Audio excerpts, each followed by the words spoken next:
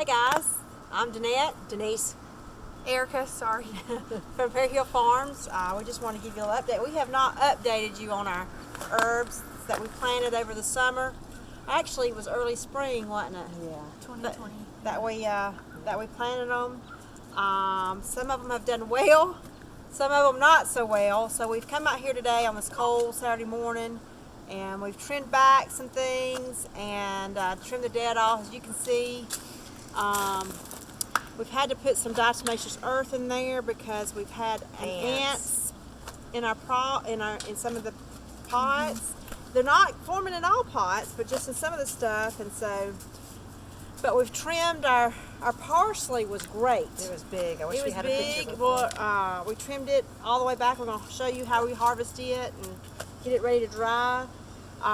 We understand and had researched that you don't cut all your oregano back, just maybe a third of it. And so that's what we've done here. We've got some ready to harvest, and Cut about 20% of a stem on our rosemary up there in the front, right, to put in the bags.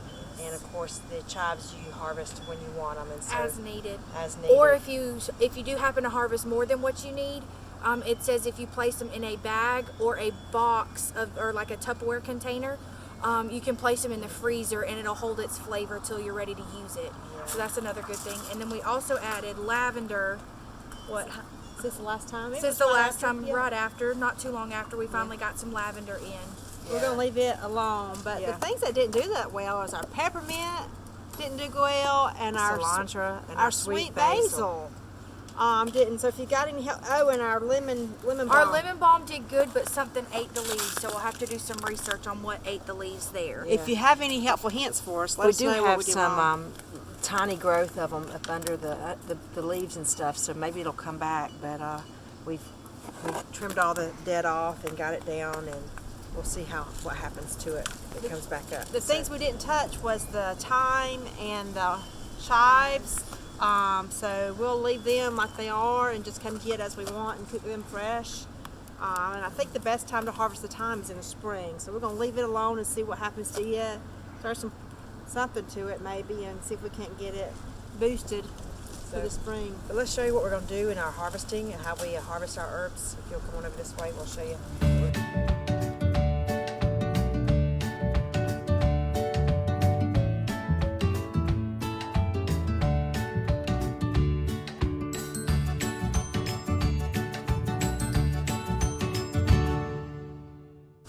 Okay guys, so we got over here. This is what, we've already bagged up a few of them, but this is kind of what our parsley looked like. Great. It looks amazing. There's a couple that's already started dying that look a little yellow, but that's okay. It'll dry out.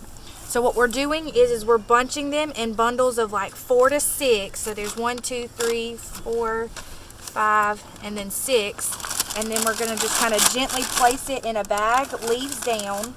You don't have to use a brown bag, but what the brown bag does is as it dries out, it'll catch the dead leaves, so that way you're getting the most of your plants, so that way you're not wasting any.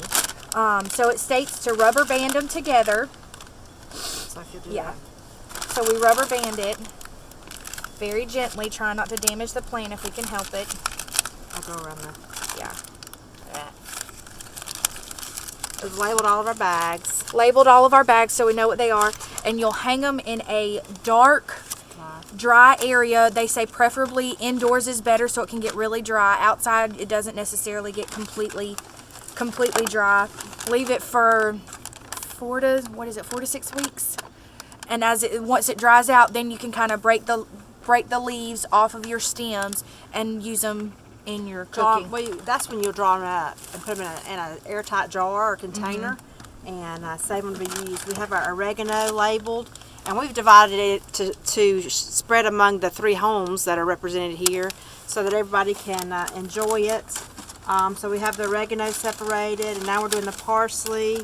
And that's about all that we cut today, right? Rosemary. Rosemary. We did get a few sprigs of rosemary. We'll separate it, but man, that's about all we got out of the rosemary. We were kind of afraid to cut too much. We didn't want to kill it. We've actually used the rosemary and the oregano in soups And man, the difference between the flavor. Absolutely. fresh herbs out of a garden makes the biggest difference in the world in your cooking.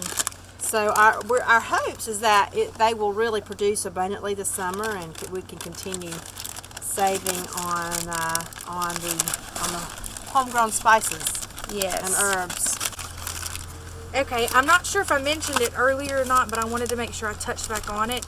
Once you get them bundled, when you hang them up to dry, the research that we've done shows that you'll punch holes kind of up towards where you've banded them, and then in the bottom of the bags, not big holes, but just little ones, because it'll help the air circulation, it'll dry them out quicker, and it'll help preserve that that flavor to your herbs. So, and you don't have to band them very far down, just making sure that it's got kind of a good seal so your bags and your parsley stay together. And then we'll probably just take like a pin or something and just punch a few holes in the top and then in the bottom, so that way we can help with the circulation. But we've gotten several, as you can see. Let's see, so far these are our parsley bags. There's a few more right here. We've got about three oregano bags, and we're going to divide up the rosemary. Yeah, just a little bit. If we can. I don't. There ain't a whole lot. It might not be enough for her. We could trim some more. We can always trim more. So, but this has kind of been our update on our herb garden. Hopefully during the spring and beginning of summer, we'll have some more new growth, and we can show you guys. Maybe we can show some recipes with them. Show some recipes with them. Show, you know, how everything's been developing over the next few months.